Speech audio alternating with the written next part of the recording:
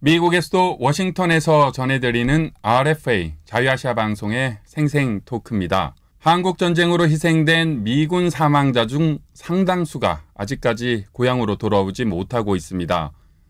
정부의 부름을 받고 전쟁으로 고향을 떠났던 이들 모두가 이 정부 간 대화와 협상으로 가족의 품으로 돌아온다는 것 그 자체가 한반도 평화와 안정에 중요한 지표가 될 수 있을 것입니다.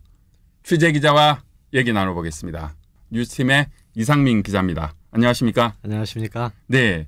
자, 이번 주 마이크 폼페이오 미국 국무장관이 이 북한에 있는 미군 사망자 유해 모두를 가족으로 돌아오게 하겠다라고 약속을 했죠.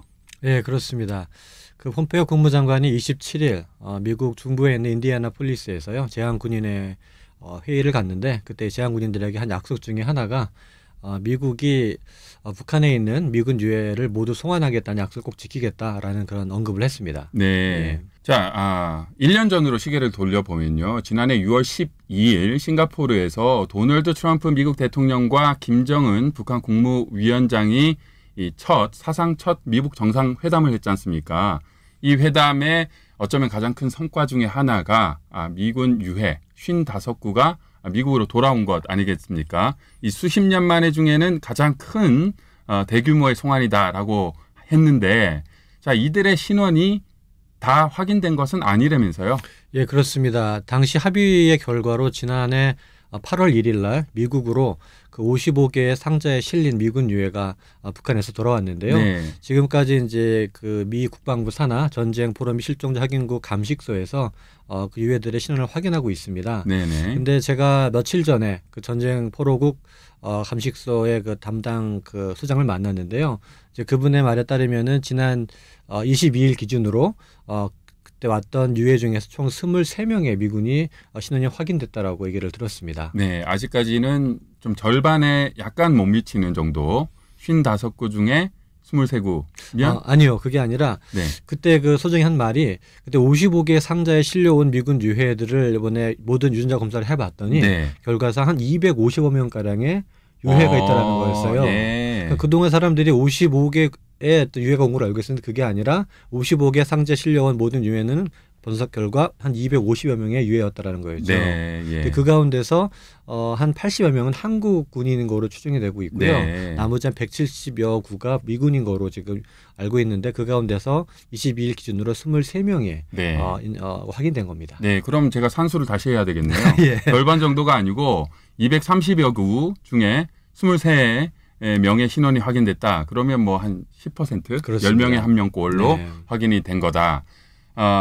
뭐 시간은 좀 걸렸지만 앞으로도 계속 확인을 할 거 아닙니까? 예. 신원 확인 절차는 어떻게 진행되고 있습니까? 가장 중요한 게 유전자 검사인데요. 네.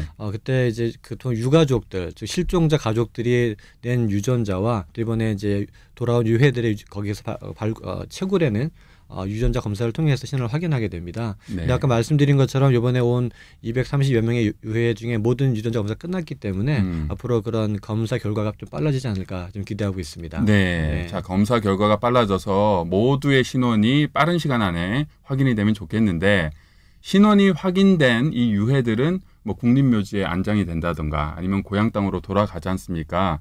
최근에 그 유해 안장 현장을 다녀오셨죠? 예, 그렇습니다.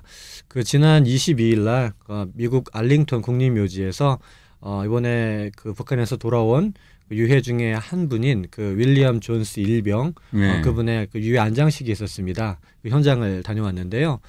이분은 1950년 11월에 미 육군 25사단 소속으로 한국전쟁에 참전을 했는데 그만 한 5개월 뒤에 중국과의 전투에서 실종이 됐습니다. 네. 그리고 나서 이제 나중에 이제 전쟁 포로 명단에 없는 걸 보고 미 국방부는 이분이 이제 사망했다라고 이제 발표를 했는데 그 뒤부터 이제 이 가족의 이 유가족들은 이제 계속 이 존스 일병의 유해라도 찾기를 바라는 마음으로 기다려왔습니다.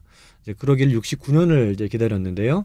그러던 차에 이제 지난해 8월에 이제 북한에서 돌아온 유해 상자 중에서 이분이 두 번째로 신원 확인이 되었는데 바로 알게 된 거죠. 네. 어떤 사람들은 이 알링턴 국립묘지에 묻히게 되고요. 또 어떤 또 시신은 고향으로 돌아가잖아요. 네. 이게 무슨 기준이 있습니까? 특별한 기준은 없습니다. 네. 그 유가족 어떤 선택인데요. 이 전스 일병 같은 경우에는 지금 누나 3명이 지금 생존해 있었습니다. 네. 그 누나들이 이제 존스 일병의 어떤 유해를 묻을 곳을 찾다가 집이 노스캐롤라이나인데 거기보다는 아무래도 이 존스 일병의 어떤 그런 국가에 대한 그런 헌신을 봤을 때는 알링턴 국립묘지가 더 맞겠다라는 그런 개인적인 판단으로 인해서 여기에 묻히게 된 거고요. 그래서 이날 유해 안장식 때 가족들이 많이 와서 봤습니다. 그래서 참 되게 그 안도하는 그런 모습이었는데 이분들 하시는 말씀이 그동안 69년 동안 자기 동생의 소재를 알지 못해서 어디에 죽었는지 그 뼈라도 알게 원했는데 이번에 알게 됐기 때문에 이제는 모든 것이 다 이제 정리가 됐다라는 그런 안도의 마음을 많이 나누더라고요. 네.